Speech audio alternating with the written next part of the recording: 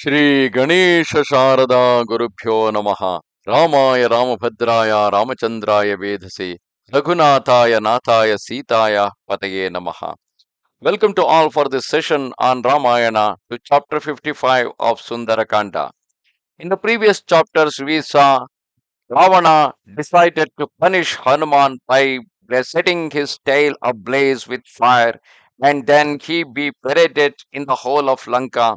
Whereas Hanuman took it as an advantage for him so that he can watch Lanka in the broad daylight, while the fire continues to remain cool over his tail so that his tail was never been burnt.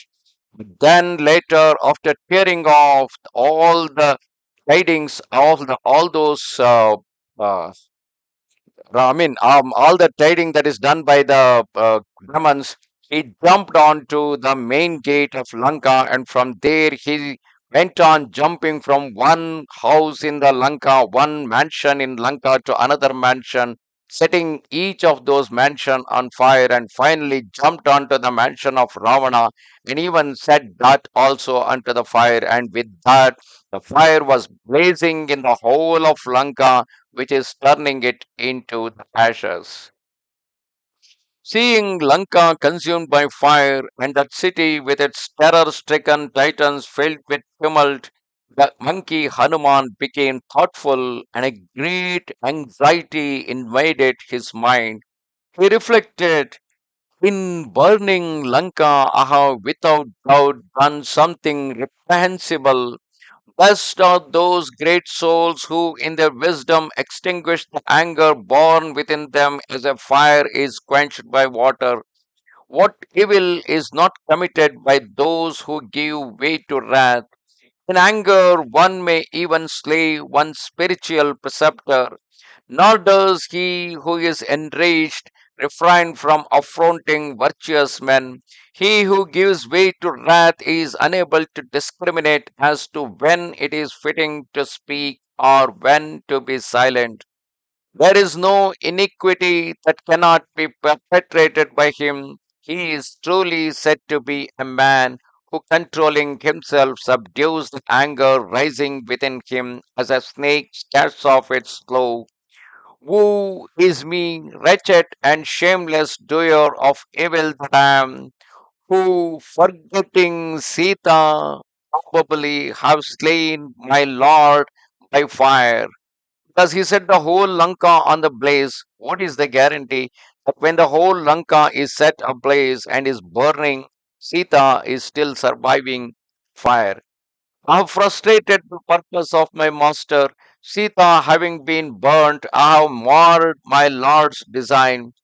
Burn down Lanka is a trifling occurrence, but suffering myself to be overcome by anger, I have cut at the very root of my mission. Assuredly, Janaki has perished, for there remains no corner of Lanka that has not been laid waste. The entire city lies in ashes. Since I have sacrificed everything through my lack of understanding, I shall yield up my life this instant. Either I shall throw myself into the fire or into the jaws of Vadava, that is, the fire within the ocean, or give my body to the denizens of the deep. Living, I am not able to face the king of the monkeys or those two tigers among men, Rama and Lakshmana, having marred their purpose. Though my culpable anger, I have manifested my undisciplined simian nature to the three worlds. Woe to the unbridled passion, uncurbed and unrestrained, under which I failed to protect Sita when it was in my power to do so. She having perished, those two heroes will die also, and on their ceasing to exist, Sugriva will yield up his life with all his kinsfolk. On hearing these tidings, how shall the virtuous Bharata, devoted to his brother, or Shatrughna survive? Then, on the extinction of the illustrious race of Ikshvaku, their subjects will be overcome with grief. Thus, what happened was the condition before Hanuman could able to find Sita. Now Hanuman returned to the same condition after finding Sita and after killing the demons and setting fire to the entire Lanka. Fortunate am I, whose merits have been annulled through being false to the ties of duty and advantage, suffering myself to be dominated by a corrupting passion, thus becoming the destroyer of creature. He must, in these melancholy reflection, Hanuman recollected certain auspicious signs that he had previously observed, and said to himself, is it ever possible that that lovely one, protected by her own spiritual merit, has happily escaped death? Fire cannot burn the fire because Sita herself is like a fire, and how can another fire could burn her? Nay, Pavaka would not dare to approach that virtuous one, preserved by her own purity, who is the consort of one of immeasurable glory. That bearer of sacrificial offerings has not burned me owing to Rama's power and the virtue of Vaidehi. Because when his whole tail was set ablaze, when there was a fire blazing there, nothing actually happened to him, and he was not even feeling burning sensation on his tail. And when such is the case, it is all because of the Rama's power and the virtue of Vaidehi. When such is the condition, when that is the way in which the fire god helped Hanuman, who is just a messenger of Rama, how can he touch the consort of Rama? How should she, therefore, the object of worship of those three brothers, Bharata and the others, and the beloved of Rama's heart, perish? Since it is the nature of fire to burn, he who reigns invincible as master everywhere, yet who has not burned my tail, why should he consume that exalted one?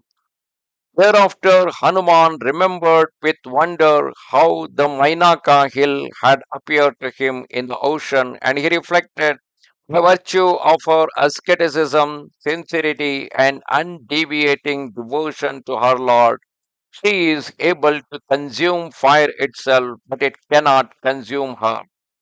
Sita can consume the fire, but fire cannot even touch Sita. Pondering thus on the magnitude of the divine Sita's spiritual merit, Hanuman heard the high souled Charanas conversing thus. Assuredly, Hanuman has accomplished a difficult feat in igniting a fierce and terrible fire in the dwellings of the Titans. The hosts of women, children, and the aged are fleeing away, and the tumult re-echoes as in a cavern. The city of Lanka, with its towers, walls, and gateways, is wholly consumed, but Janaki still lives. Great wonder. Such were the words resembling ambrosia which fell on the Hanuman's ears, and from that instant happiness flooded his heart once more. On account of auspicious portents, his own conclusions, the merits of Sita, and the words of the saints, Hanuman was delighted beyond measure. Thereupon that monkey, having attained his end, knowing the princess to be safe, resolved to leave Lanka after seeing her once again. Thus come to the end, chapter 55 of Sundara Kanda in Ramayana. Namaste Sharada Devi, Kashmira Puramasini, Twamaham Praktaye Nityam, Vidya Danancha Dehime. Bye.